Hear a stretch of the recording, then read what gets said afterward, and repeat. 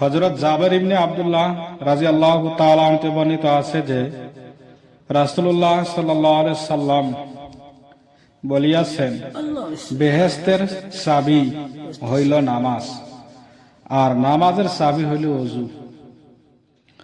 হযরত জাবের ইবনে আব্দুল্লাহ রাদিয়াল্লাহু তাআলা হতে বর্ণিত আছে যে রাসূলুল্লাহ সাল্লাল্লাহু আলাইহি সাল্লাম ইরশাদ করিয়াছেন, বেহেশতের চাবি হইল নামাজ, আর নামাজের চাবি হইল ওযু।